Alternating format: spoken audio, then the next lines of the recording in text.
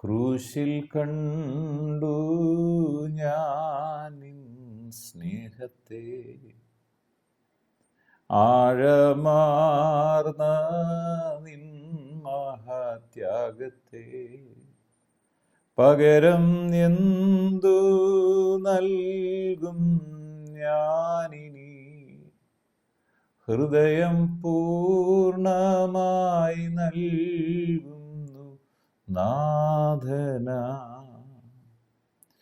നിൻ ശരീരം തകർത്തു നീ ഞങ്ങൾക്കാ, ശുദ്ധരക്തം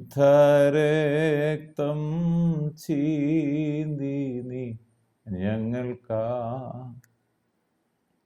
പകരം എന്തു നൽകും ഞാനിനി, അന്ത്യത്തോളം ഓർമ്മിക്കും യാഗത്തെ.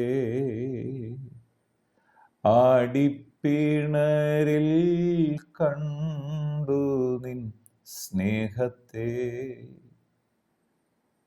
സൗഖ്യമാക്കും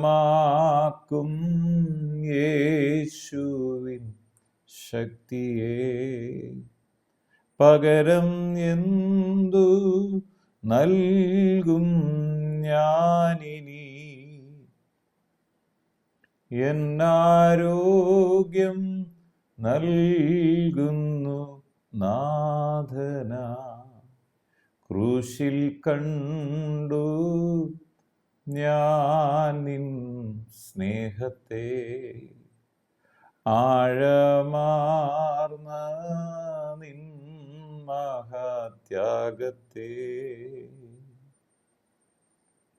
വീണ്ടും വരുന്ന യേശു ക്രിസ്തുവിൻ നാമത്തിലുള്ള സ്നേഹവന്ദനങ്ങൾ എല്ലാ പ്രിയപ്പെട്ടവരെയും ഈ സമയത്ത് അറിയിക്കുന്നു. യെശയ്യാ പ്രവാചകന്റെ പുസ്തകം 53-ാം അധ്യായം അതിൻ്റെ 5-ാമത്തെ വചനം ഇങ്ങനെ പറയുന്നു: എന്നാൽ അവൻ നമ്മുടെ അകൃത്യങ്ങൾ നിമിത്തം മുറിവേറ്റും നമ്മുടെ അകൃത്യങ്ങൾ നിമിത്തം തകർന്നും ഇരിക്കുന്നു. നമ്മുടെ സമാധാനത്തിനായുള്ള ശിക്ഷ അവൻ്റെ മേൽ ആയി, അവൻ്റെ അടിപ്പിണരുകളാൽ സൗഖ്യം വന്നും ഇരിക്കുന്നു. യേശു കർത്താവിൻ്റെ അടിപ്പിണരാൽ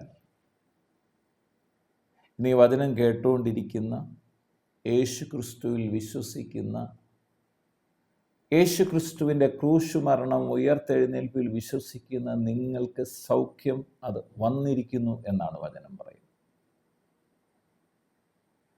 രോഗമുള്ളപ്പോൾ കർത്താവ് വചനത്തിൽ പറഞ്ഞ രോഗിക്ക് വൈദ്യനെ കൊണ്ട് ആവശ്യമുണ്ട്. എന്നാൽ സാക്ഷാൽ രോഗങ്ങളെ ചുമക്കുന്നു. ഈ ലോക വൈദ്യന്മാർക്ക് സൗഖ്യമാക്കാൻ കഴിയാത്തതിന്, ആർക്കും വിടുവിക്കാൻ കഴിയാത്തതിന് എന്നും വിടുവിക്കുവാൻ യേശു ക്രിസ്തു മരണത്തെ ജയിച്ച് ഉയർത്തെഴുന്നേറ്റ് നമുക്കായി ജീവിക്കുന്നു. യെശയ്യാ പ്രവാചകന്റെ പുസ്തകത്തിൽ 53-ാം അധ്യായത്തിൽ ഈ ഭാഗത്ത് യേശു ക്രിസ്തുവിൻ്റെ അടിപ്പിണരാലുള്ള സൗഖ്യത്തെക്കുറിച്ചും ക്രൂശുമരണത്തെക്കുറിച്ചും ക്രൂശുമരണത്തിൽ കൂടെ മാനവരാശിക്ക് ലഭിക്കുന്ന അനുഗ്രഹവും രക്ഷയെക്കുറിച്ചുമാണ് ഈ വചനം പറയുന്നത്, ഈ ഭാഗത്ത് സൂചിപ്പിക്കുന്നു. അവിടെ പറയാണ്, 4-ാം വാക്യത്തിൽ പറയാണ്, സാക്ഷാൽ നമ്മുടെ രോഗങ്ങളെ യേശു വഹിച്ചു. യേശു ക്രിസ്തു പിതാവിൻ്റെ മടിയിലിരുന്ന ഏകജാതനായ പുത്രൻ യേശു ക്രിസ്തു ഈ ഭൂമിയിലേക്ക് എന്തിനു വേണ്ടി കടന്നു വന്നു? മുഴു ലോകത്തെയും രക്ഷിക്കാൻ. പിതാവ് ആരാന്ന് വെളിപ്പെടുത്താൻ, പിതാവ് സ്നേഹമാണെന്ന് വെളിപ്പെടുത്താൻ, പിതാവ് രോഗികളെ കണ്ട് മനസ്സലിഞ്ഞവരെ സൗഖ്യമാക്കുന്നു എന്ന് മനസ്സിലാക്കാൻ. അതിന് യേശു ക്രിസ്തു മാനവരാശിക്ക് രക്ഷ നൽകാൻ ഈ ഭൂമിയിലേക്ക് കടന്നു വന്നു. മനുഷ്യൻ ചെയ്ത നേർച്ചകൾക്കോ കാഴ്ചകൾക്കോ അശുദ്ധനായി ഈ ഭൂമിയിൽ തീർന്ന മനുഷ്യനെ വിശുദ്ധനായി ദൈവത്തിൻ്റെ അടുത്ത് എത്തിക്കുവാൻ കഴിഞ്ഞില്ല. എന്നാൽ ദൈവം ഈ ഭൂമിയിലേക്ക് തൻ്റെ ഓമനപുത്രനെ ഭൂമിയിലേക്ക് അയക്കുകയാണ്. ദൈവത്തിന് പ്രാർത്ഥനകൾ ഇഷ്ടമാണോ? തീർച്ചയായും ഇഷ്ടമാണ്. യാഗങ്ങളും നേർച്ചകളും ഒക്കെ ദൈവം പ്രസാദിക്കുന്നു. പക്ഷെങ്കിൽ അശുദ്ധനായി തീർന്ന മനുഷ്യൻ്റെ യാഗത്തിൽ വിശുദ്ധനായി തീർന്ന ദൈവത്തിന് പ്രസാദിക്കാൻ കഴിഞ്ഞില്ല. ഉദാഹരണം പറഞ്ഞ്, നമുക്ക് ആപ്പിൾ ഇഷ്ടമാണെങ്കിലും കുഷ്ഠരോഗിയായ ഒരാൾ ആപ്പിൾ കൊണ്ട് തന്നാൽ നമുക്ക് സ്വീകരിക്കത്തില്ല എന്ന് പറയുന്നത് പോലെ അശുദ്ധനായി തീർന്ന മനുഷ്യൻ്റെ പ്രാർത്ഥനകൾ ദൈവസന്നിധിയിൽ പ്രവേശിക്കാൻ, വിടുതലിലേക്ക് നയിക്കാൻ കഴിയാതെ ഇരുന്നപ്പോൾ ദൈവം തന്നെ ഒരുക്കിയ വഴിയാണ് ഒരു യാഗം. അത് യേശു ക്രിസ്തു ഈ ഭൂമിയിൽ വന്നു. നീതിമാനായി തീർന്നവൻ, നിഷ്കളങ്കനായി തീർന്നവൻ, സ്വർഗത്തെക്കാൾ ഉന്നതനായി തീർന്ന യേശു ക്രിസ്തുവിൻ്റെ അടിപ്പിണരാൻ നമുക്ക് സൗഖ്യം തരുന്നു എന്ന് ഈ വേദഭാഗങ്ങൾ സൂചിപ്പിക്കുന്നു. ഇവിടെ പറയാണ്, അവൻ മനുഷ്യരാൽ നിന്ദിക്കപ്പെട്ടും ത്യജിക്കപ്പെട്ടും വ്യസനപാത്രവുമായും രോഗം ശീലിച്ചവനുമായിരുന്നു. അവനെ കാണുന്നവർ മുഖം മറയ്ക്കത്തക്കവണ്ണം അവൻ നിന്ദിതനായി തീർന്നു. നാം അവനെ ആദരിച്ചതുമില്ല. എന്നിട്ട് പറയാണ്, അവൻ രൂപഗണമില്ല, കോമളത്വമില്ല, കണ്ടാൽ ആഗ്രഹിക്കുന്ന സൗന്ദര്യമില്ല, അവൻ മനുഷ്യരാൽ നിന്ദിക്കപ്പെട്ടു. സർവാംഗ സുന്ദരനായ യേശു. ഇതെല്ലാം യേശു എന്തിനാണ് ചെയ്തത്? എന്നിട്ട് പറയാണ്, അവൻ സാക്ഷാൽ നമ്മുടെ രോഗങ്ങളെ വഹിച്ചു, നമ്മുടെ വേദനകളെ അവൻ ചുമന്നു. യേശു ക്രിസ്തു നമ്മുടെ രോഗങ്ങളെ എന്ത് ചെയ്തു? വഹിച്ചു, അവൻ്റെ അടിപ്പിണരാൽ. എന്നിട്ട് പറയണം, നമ്മുടെ വേദനകളെ അവൻ എന്ത് ചെയ്തു? ചുമന്നു. നാമോ ദൈവം അവനെ ശിക്ഷിച്ചു, അടിച്ചു, ദണ്ഡിച്ചുമെന്ന് വിചാരിച്ചു. എന്നിട്ട് പറയണം, എന്നാൽ അവൻ നമ്മുടെ അകൃത്യങ്ങൾ നിമിത്തം മുറിവേറ്റു. യേശു മുറിവേറ്റത്, പ്രിയ സഹോദര സഹോദരി, നിങ്ങളുടെയും എൻ്റെ അകൃത്യ നിമിത്തമാണ് യേശു മുറിവേറ്റത്. നമ്മളുടെ അകൃത്യങ്ങൾ നിമിത്തമാണ് യേശു ആ കുരിശിൽ തളർന്നിരുന്നത്. എന്നിട്ട് പറയാണ്, നമ്മുടെ സമാധാനത്തിനായുള്ള ശിക്ഷ അവൻ്റെ മേലാൽ. എന്ന് പറഞ്ഞാൽ, പിതാവിനോട് അശുദ്ധനായി തീർന്ന മനുഷ്യൻ വിശുദ്ധനായ ദൈവത്തോടുള്ളൊരു സമാധാനത്തിനായി യേശു ഇതെല്ലാം ചെയ്യുകയാണ്. സമാധാനത്തിനായുള്ള ശിക്ഷ അവൻ്റെ മേലായി. അവൻ്റെ അടിപ്പിണരുകളാൽ നിങ്ങൾക്ക് സൗഖ്യം വന്നിരിക്കുന്നു.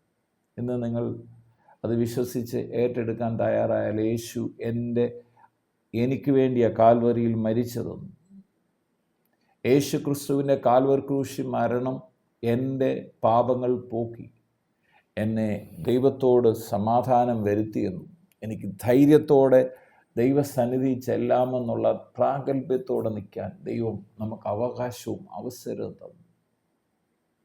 യേശുക്രിസ്തു ഒരു മതദേവനല്ല. യേശുക്രിസ്തു സർവശക്തനായ ദൈവത്തിൻ്റെ ഏകജാതനായ പുത്രനാണ്.